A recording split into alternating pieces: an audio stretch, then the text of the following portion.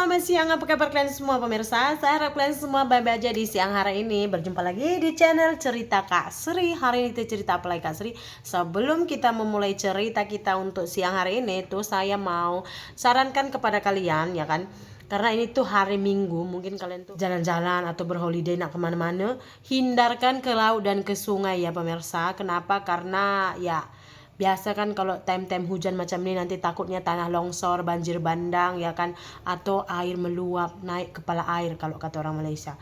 Kalau laut pun kadang ombak nggak stabil karena angin kuat ya kan. Jadi hindarkan ya. Oke lah pemirsa, jangan kata saya tak payung ya, saya sudah nasihatkan tahu. Jangan dan jangan. Karena saya sendiri jantungan membaca berita-berita yang terjadi khususnya di Perak kali ini pemirsa ya. Oke. Next nanti kita bahas ya. Oke lah, apa hari ini cerita kita Kak Sri? Kenapa kita belum membahas Perak yang sangat-sangat menyayat hati saya? Karena saya sudah menyiapkan topik kita untuk hari ini pemirsa. Topik kita hari ini adalah saya itu melihat salah satu video warga negara Indonesia yang kebetulan dia itu kerja di Malaysia ya. Di Penang atau di Kuala Lumpur saya lupa. Pokoknya dia itu kerja sebagai IT di salah satu perusahaan yang ada di Malaysia pemirsa. Jadi nggak selamanya dong warga negara Indonesia yang kerja ke Malaysia itu tuh sebagai operator saja. Ada juga yang pekerjaannya tuh lebih daripada operator. Oke? Nah katanya First dia sampai di Malaysia, dia tuh terkejut katanya. Ada 3 hal yang membuat dia terkejut. Karena dia membandingkan tuh KL, kalau saya tak silap dia tinggalnya di Kuala Lumpur. Antara Kuala Lumpur dan di Jakarta katanya. Kebetulan di Indonesia dia juga tinggalnya tuh di Jakarta. Apa yang membuat dia heran Kak Sri? Oke, jom kita tengok videonya sama-sama. Kerja di Malaysia.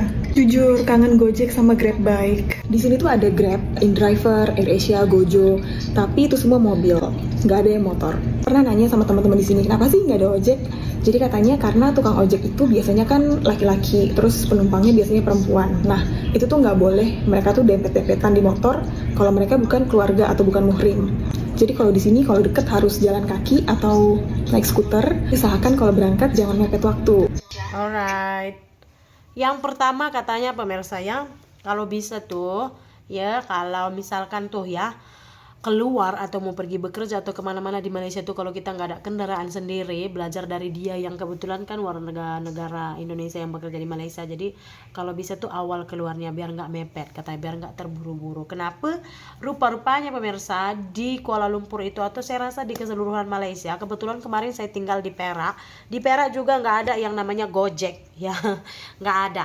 Di sana mereka ada menggunakan motor sebagai alat transportasi, tapi hanya mengantar makanan kayak Food Panda, Grab Food, apalagi kemarin. Pokoknya makanan-makanan yang diantar naik motor. Tapi kalau menggunakannya untuk ngantar orang tuh jarang saya lihat. Kenapa? Karena di Malaysia memang pemirsa mereka kan kayak menggunakan macam hukum agama lah ya untuk negara mereka ya, tapi tak bermakna mereka juga nggak menghargai agama lain. Di sana tuh lebih seronok tau, Dipawali terasa kesannya, gongsi pacai terasa, apalagi kalau raya ke perut kenyang makan ketupat dan rendang.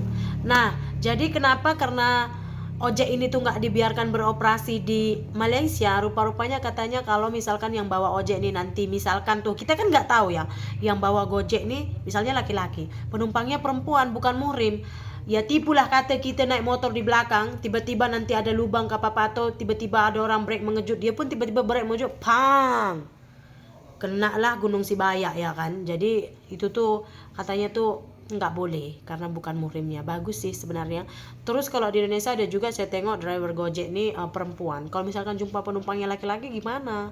Ya kan sebenarnya sih bagus. Cuman ya itu tergantung kepada negaranya membolehkan atau tidak ya pemirsa. Dan selain walaupun negara membolehkan ya tergantung kepada individunya juga. Kalau kamu ngerasa memang nanti bukan muhrim saya atau bla bla bla, ya banyak aja alat transport yang lain selain daripada Gojek, betul tak? Ada bus, ada angkot, ada beca, ya kan? Ada kereta api, banyak. Terpulang aja. Tapi di Malaysia memang nggak ada. Setahu saya juga nggak ada. Tapi kalau sekarang udah ada saya nggak tahu. Cuman kemarin waktu saya tinggal di Perak memang nggak ada. Gitu. Biasa mereka pakai cuman untuk angkat makanan aja. Jom kita tengok yang kedua buat dia shock apa pula. Oke, jom kita tengok dulu. Aku orang Indonesia, kerja di Malaysia. Shock banget karena motor bisa masuk jalan tol. Kayaknya sampai saat ini di Indonesia cuma ada satu jalan tol yang memperbolehkan motor deh. Di jalan tol Bali Mandara itu. Oke, katanya dia tuh terkejut. Jalan tol highway boleh masuk motor. Memang kebanyakan ya, bukan kebanyakan, hampir semua jalan tol di Indonesia itu motor nggak diperbolehkan, pemirsa. Di Malaysia, semua jalan tol boleh dimasuki oleh motor, tapi mereka ada lorong tersendiri. Jadi katanya pengguna motor, pokoknya kalau motorcycle tuh gunakan bahu jalan katanya. Jadi ada dibagi tuh line ya kan, kayak setengah meter gitu. Nah itu dipakai oleh yang mengendarai motor. Mereka juga nggak bayar masuk tol, yang pernah saya nampak lah. Karena kemarin kita kalau pergi misalkan tuh dari rumah kita lalu highway Kuala Kangsar, memang ada motor yang menggunakan highway pemirsa, tapi mereka terus masuk aja tuh. Nggak bayar sih setahu saya, tapi nggak tahu, saya pun tak berapa paham.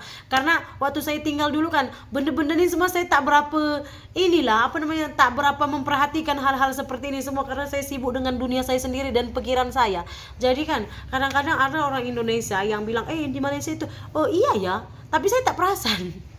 Itulah saya. Oke, katanya dia terkejut karena adanya highway masuk motor. Kalau di Indonesia nggak bisa ya kan. Oke, next, yang last sekali yang membuat dia terkejut adalah John. Kita dengarkan. Aku orang Indonesia, kerja di Malaysia. Di sini pengguna jalannya, pengendara motor, mobil, itu cenderung lebih sopan. Dan di sini nggak banyak yang klakson-klakson. Coba kalau di Jakarta, traffic light baru hijau, udah klakson semuanya. Oke, pemirsa, ini tuh sebenarnya bukan individu ini aja, bukan aja sis ini yang mengatakan seperti itu. Sebenarnya udah banyak sekali sih orang Indonesia yang mengagumi bahagian ini tuh di Malaysia. Apa ya, orang-orang di Malaysia itu lebih sopan, lebih beradab ketika menggunakan jalan raya, pemirsa. Nggak tahu kenapa juga, cuman memang kebanyakannya sih seperti itu. Malahan kata suami saya itu pernah dulu waktu kita drive di Penang, katanya orang Penang ini semua kan, teruk lah katanya. Tapi ketika dia bawa mobil di Medan, dia bukan lagi sembang, orang Medan itu teruk, enggak. Tengok ini, orang sudah macam ini. Wah, pening kepala saya. Tahu kalian pemirsa, start dia masuk daripada kilometer 19 masuk Medan tua, popek dia pemirsa. Kenapa? Ya karena orang di sini memang kayak gitu. Yang pertama dulu udah nampak lampu merah, dia on, ping. Kebodohan apakah ini? Udah tahu lampu merah, kenapa di on? Yang pertama. Yang kedua, kita tuh udah minta jalan ya kan. Kita udah pasang signal pok, kita tuh minta jalan. Lori yang di depan dengan jalannya seperti keong, mereka nggak akan bagi jalan. Jadi kamu jangan mengharapkan dibagi jalan gitu. Harus pong baru dibaginya jalan. Yang ketiga beca nih dia nggak bisa laju tahu, kepek, tapi pergi ke tengah-tengah jalan, kepek. Kalau kita bagi signal minta jalan, mereka takkan bagi, memang harus on, pang gitu. Orang nyebrang pun kayak gitu. Pokoknya udah buat ini tangan, apapun yang terjadi pokoknya kamu harus berhenti. Nggak akan mereka nunggu tuh sampai kendaraan kosong, lari terus gitu. Jadi kita yang di belakang nih, misalkan ada orang tiba-tiba menyeberang, depan itu break tiba-tiba, kita pun kena break tiba-tiba begitu. Kalau diceritakan A to Z banyak sebenarnya, tapi apapun itu adalah kebiasaan yang susah untuk dirubah pemirsa, betul tak? Kebanyakannya kan kita di sini tuh masuk sekolahnya jam 8, tapi di rumah udah 7:30 masih makan gitu. Udah tahu sekolahnya jauh, naik kendaraan, kenapa nggak cepat perginya? Alhasil di jalan tuh udah kebut-kebutan dan arogan, betul tak? Oke, untuk hari ini cerita Kak Sri saya rasa sampai di sini saja dulu pemirsa. Jika ada kesalahan ataupun ya ketidaknyamanan dari bahasa dan juga cara saya berbicara, saya minta maaf. Jumpa lagi di cerita Kak Sri berikutnya. Bye bye.